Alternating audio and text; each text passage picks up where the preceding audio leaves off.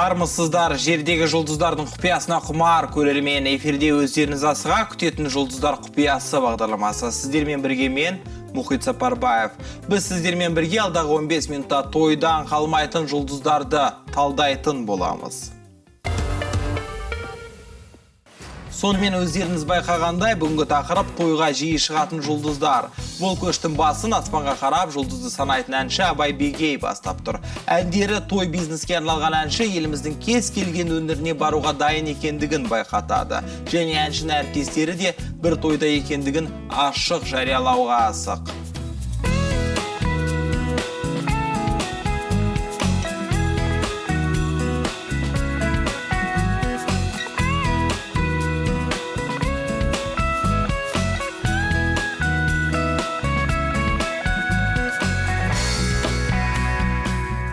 Тойға арналған хит әндерін жазуға құмар Абай Бегей барған жерінде ән салып қана қоймайды. Той иелерімен де, кеш қонақтарымен де суретке түсіп, жақын байланыс орнатуды әдетке айналдырған. Танымал әншінің тойда ән сала тұрып, фотоға түскендігін қызықтағыңыз келсе, келесі видеоға назар аударыңыз. Қалықтаған аймысың, аспанда қараймын, жұлдызды санаймын, сол жұлдыздың ішінде сен жоқсың қараймын, арманым қалаймын, бағыма балаймын, мен сені сүйемін, мен сені қалаймын.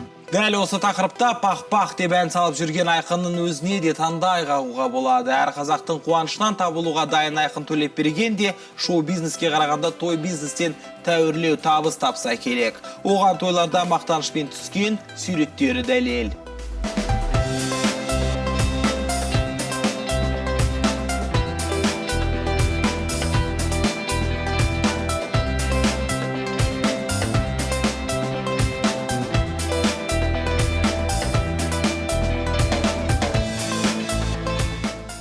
Иә, тойдан табыс табатын әншілер көп. Ол үшін олар еш қысылмайды, керісінше мақтан етеді. Себебі қуанышты бөлсең көбейеді дейді қазақ.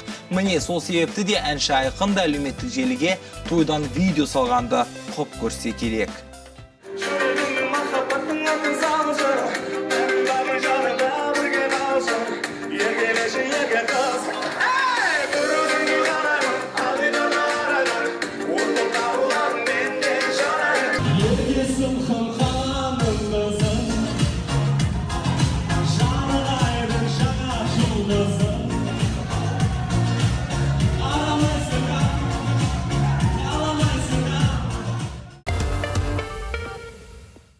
Шоу-бизнеске сырбаздығымен ерекшеленіп келген Ақылбек Жеменейді көптен көрмей кеттіңіз бе? Сахнаға шыға бермейтінін байқадыңыз ба?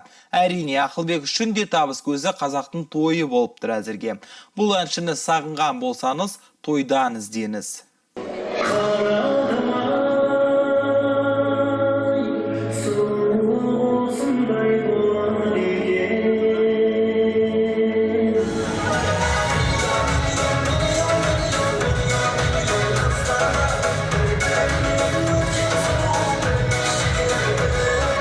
Тілге жеңіл, жүрекке жақын, билеуге керемет әндер айтатын Беркут пен Айшаны тойдан таба аласыз. Бұған дейін байқап едіңіз, жұлдызды жұптың дуэттерінің барлығы билеуге ыңғайлы жазылған.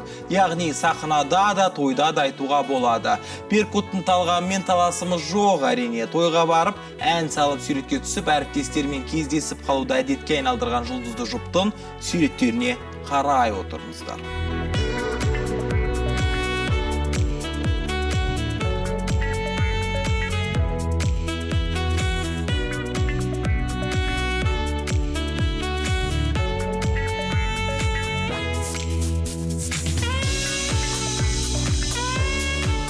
Шоу-бизнеске де, той-бизнеске де әндері сай келе береді деген Бүркіт пен Айшамыз да әр тойда ән салып қана қоймай шашып билейді.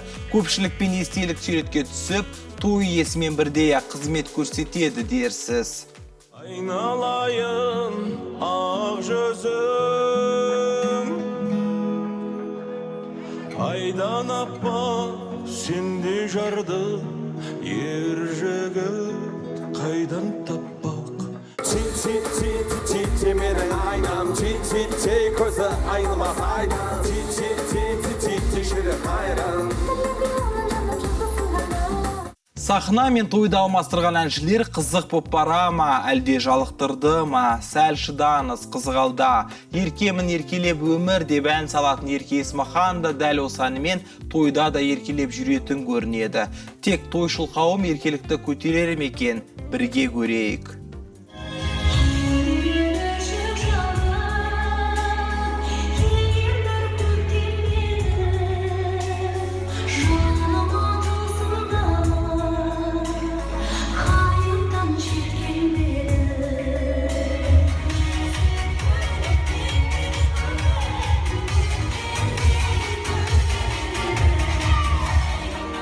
Әдемі келбетімен, нәзік даусымен, сұлулығымен елітіп әкететін Ерке барлық тойда суретке түсіп желіге жүктеуді ұмытпайды әрине.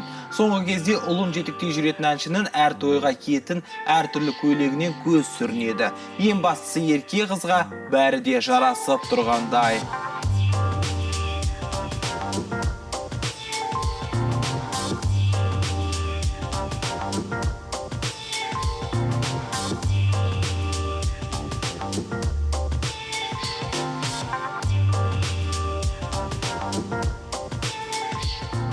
Иә, Еркенің еркелігі бұл ғана емес. Тіпті телефонның алдындағы камераны қосып жіберіп, тойдағы әріптестерінің бәрін көрсетуден тайынбайды бұл қыз. Қызықтаңыз.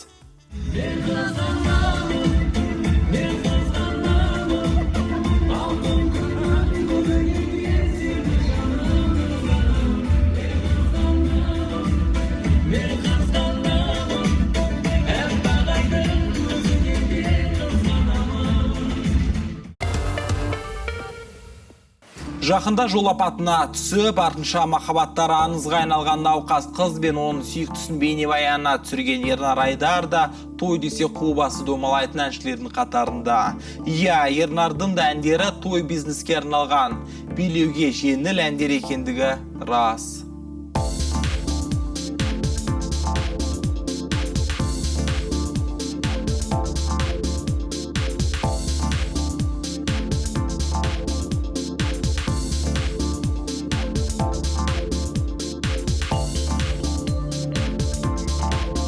Қыз ұзатып ата атанған Нұрлан Еспанов сырт келбеті мен шаш үлгісіне ерекше мән беретін әнші.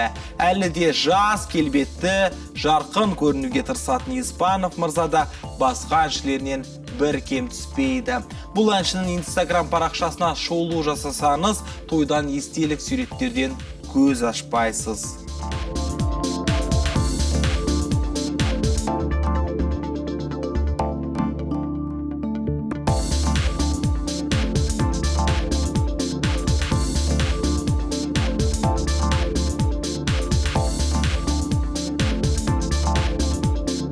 Бұл ғана емес, көпшіл әрі ашық жарқын Нұрлан Еспанов той бизнестен табыс табатындығын жасырмайды. Керісінше, тойда шырқаған әндерін әлеуметтік желіге салып, өзін жарнамалағанды жөн көреді.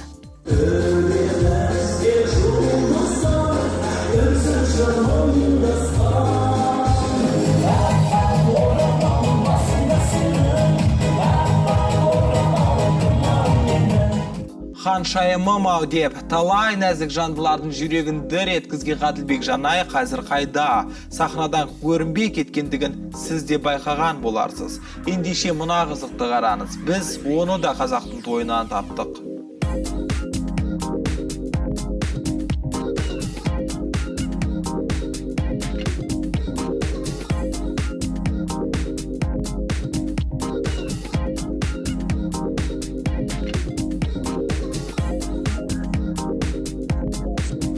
Ал мына видеода Ғаділбек Жанайдың жағдайы жақсы, көңіл күйі көтеріңкі екендігін байқауға болады. Әнші ең бастысы халықты билетіп, көңілін тауып жүр. Әрине, түсіністікпен қараймыз. Қазір табыс қайда болса, шоу-бизнес өкілдері сонда болуы жазылмаған заңдылық болып қалыптасып үлгерді. Видеоны бірге көрейік. Шын бақытыңды ізде, жылама жаным, кінәламадым, тағдырыңды сені мұң еткен. Жылама жаным, атады таным, сенің де келемір өткені. Былтыр үйленіп, биыл әке атанып үлгерген жас әнші Серік Ибрагимов тойға да үлгеріп жүр. Әнін салып, биін билеп, басқа әншілерде ақшасын тауып жүр бұл бала адам. Жас емес пе, әлеуметтік желіге суреттерін салып, өнерін жарнамалауды ұмытпайды ол.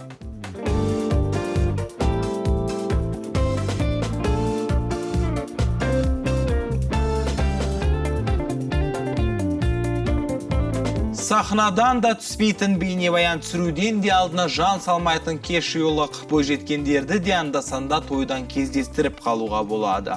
Мамалары, кешіріңіздер, продюсері Баян Мақсатқызы да таңдап талғап сирек жіберсе керек тойларға.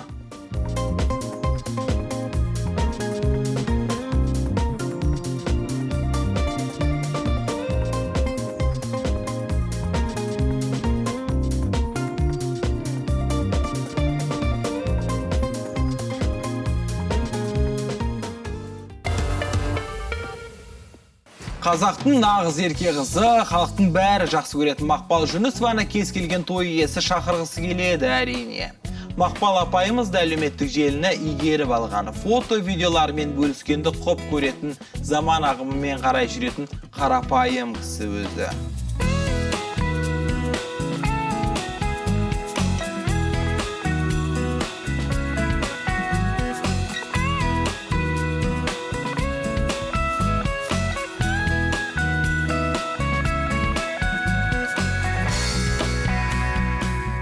Мақпал Жүнісованың әндері де, әзілдері де, тіпті биі де кез келген тойды қыздыра түсері сөзсіз. Халық қоршап алып көпке дейін жібермей қоятын тойлар көп біздің елде.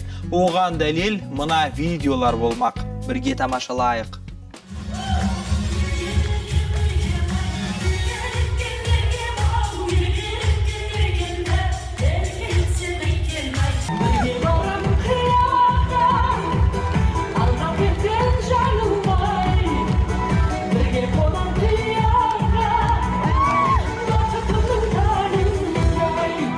Соңғы кездері шоу жасап жүрген Очоу да той бизнестің дәмін татып үлгерген. Дәмін қайдам, ақшасы тәуір сияқты. Әйтеуір әлеуметтік желідегі суреттері мен видеолары хит дерсіз.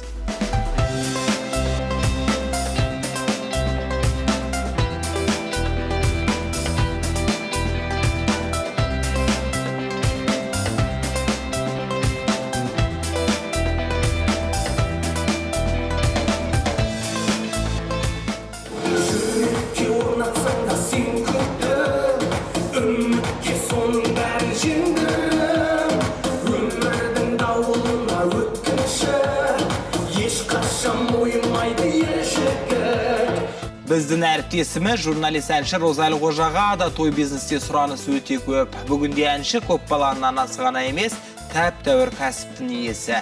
Мен сыйға тартқан орамал дүкендер желісінің иесі.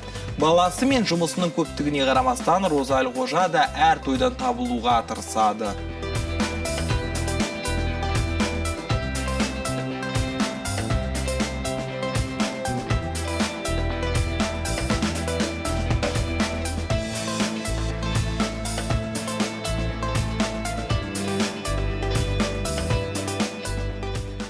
Әнін айтып қана қоймай, халықты билететін, үлкендердің батасын алатын Розалы Қожаның әлеуметтік желісі де той думаннан арылмайды. Ең бастысы әнші өзіне жақсы жарнама жасай біледі.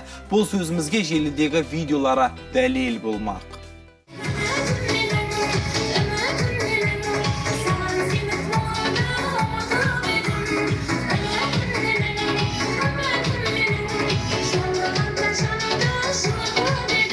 Роза ханым онымен шектеліп қоймайды. Сондай-ақ сыңсу айтып қыз ұзатуға да қатысады. Менше әр тойдың бағасы әр түрлі болса керек. Сыңсудан көре отырайық.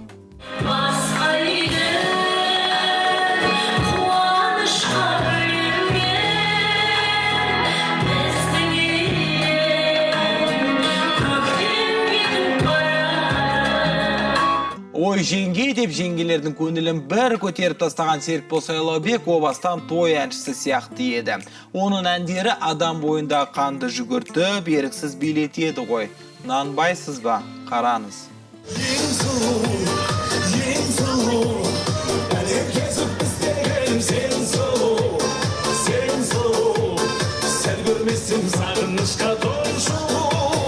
Бұл ғана емес, Серікбол Сайлаубек әр тойда әр әріптесін көріп қуана түседі. Әріптестерімен де той қонақтарымен де суретке түсіп, желіге жүктегенді жақсы көреді өзі. Ендеше кеттік, әншінің Instagram парақшасына бірге саяхаттайық.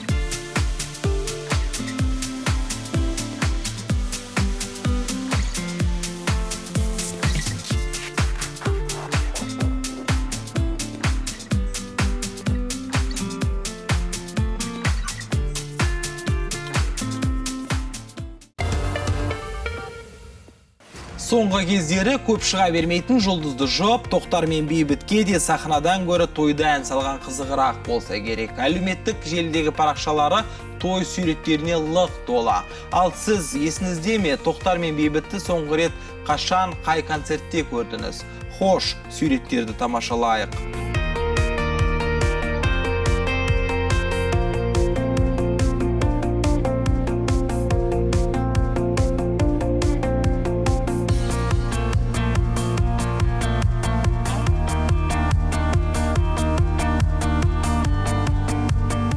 Жеке өмірін жасырып, қыздарды қызықтыруға құмар, Сері Төреғали Төрәлі де шақырған жерден қалмайды. Той бизнеске 10 көзқараспен қарайтын әнші әр тойда әртүрлі ән, әртүрлі киім киеді.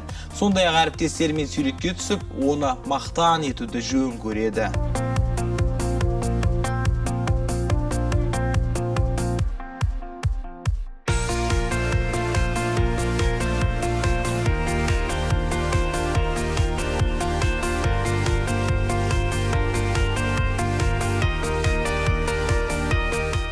Жарқ етіп жалындап шыққан жас әншіні көпшілік өз тойларында көргісі келетіндігі жасырын емес. Бағасын өздеріңіз келсе жатарсыздар. Төреғалидің тойда қылықтарын бірге тамашалайық. Сен барсың тек менде, келмейтін шектеуге, жадырап көктемде, нұрымды төккенде, көңілім күз болып, күңіреніп кеткенде, бол жанымда. Әр нәрседен әдемілік іздейтін Заттыбек көп болсын, ұлысыз өтетін той өте сирек. Әсіресе оңтүстік жұртшылығы ән короліндей күтеді деседі көпшілік. Үлкен сахна үшін үлкен қалаға кетпей, өнердегі өнерді дамытуға атсалысып жүрген Заттыбек те шақырған тойдан қалмайды. Әдеттегідей тойдағы суреттерден көре отырайық.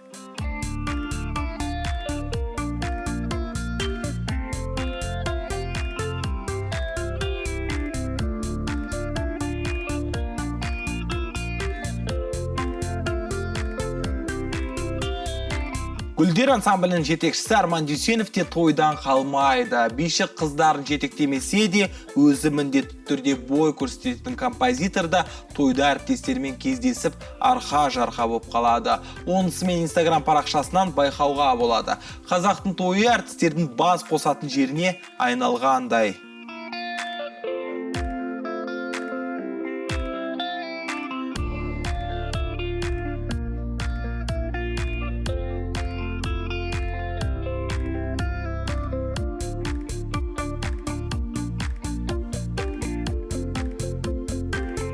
Арнау тобының әншісі актриса Салтанат Бақаева да тойдың гүлі десе қателеспейміз. Сахнадағы жұбы Нұржанмен де жеке де тойға шығатын әнші әрқашан әдемілігін, нәзіктілігін сақтап жүреді. Салтанат үлкен тойға да, қыз ұзатуға да шақырулар қабылдайды. Тіпті ұзатуда сынсуды да айтып береді.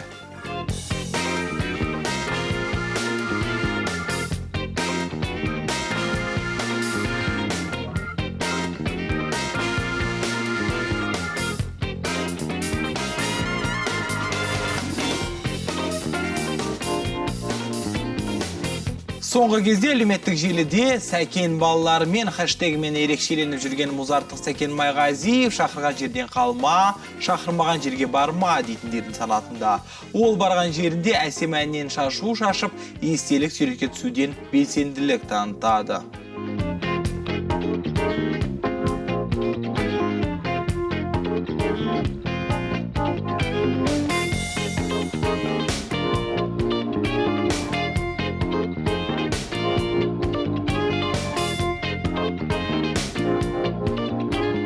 Бұл ғана емес, Сәкен Майғазиев барған тойының биін қыздыратын әнші Музарттық Сәкен мен Мейрамбектің тойды жандырған биін көріп пе едіңіз?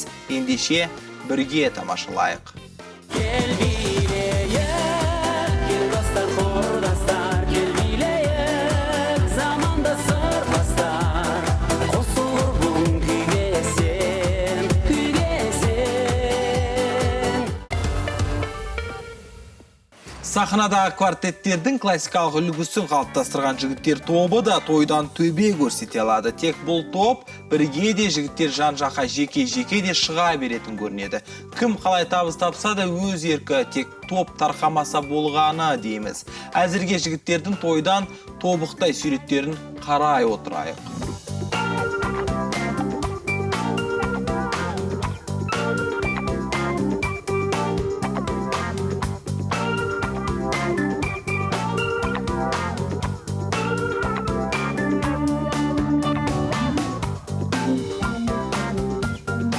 Орыстан келіншек алып, анасының 90 жасын дүркіретіп тойлап жүрген Сейфуллин Жолбарыс та той әншісі бүгінде. Әрі композитор, әрі әнші Сейфуллин мырза тойдан да біраз табыс тапқысы келетін сияқты.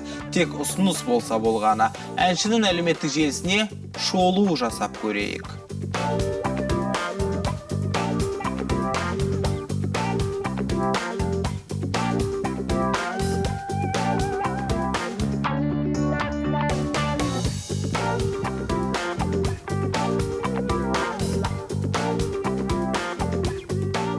Суреттер аздық етті ме? Ендеше дәл осы әншінің Сейфуллин Жолбарыстың тойда шырқаған әндеріне құлақ түріп бейне тамсана қарауға кеңес береміз. Кеттік.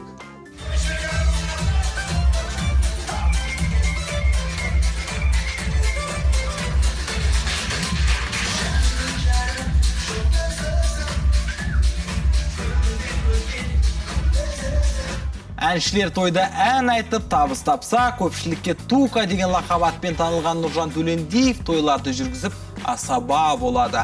Туканың жүргізетін тойлары басқалардан ерекше дейді көз көргендер. Ал актердің өзі әлеуметтік желіге түрлі суреттер мен видеолар жүктегенді құп көреді.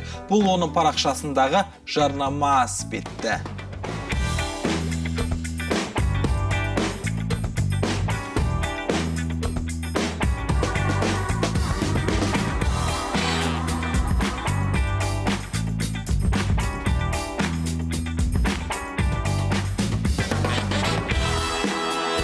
Актердің тойды қалай жүргізетіндігін көргіңіз келе ме? Сахна мен той ортасында қандай айырмашылық бар? Оның барлығын білгіңіз келсе, келесі видеоға назар аударыңыз. Атадан ұл туғанда құл болам деп тумайды. Анадан қыз туғанда күң болам деп тумайды. Ұл менен қызды қаматып, намысқа шаппай түн қатып, қаратып кекке, текке отыра алмайтын текті ел тағы да ассалаумағалейкум. Оппан Gangnam Style. Басымызға бақ қонған Алла қалап бақытты бағалаған ол да ғажап. Аспан астын жер үстін тойғып жүрген ассалаумағалейкум арда қазақ деп амандаспайық. Міне, құрметті көрермен, біз бүгін сіздермен бірге шоу-бизнес өкілдерінің той бизнестегі өнерлеріне куә болдық. Алдағы бағдарламаларымызда талай жұлдыздардың құпиясын бірге ашатын боламыз. Әзірге осы, кездескенше күн жақсы.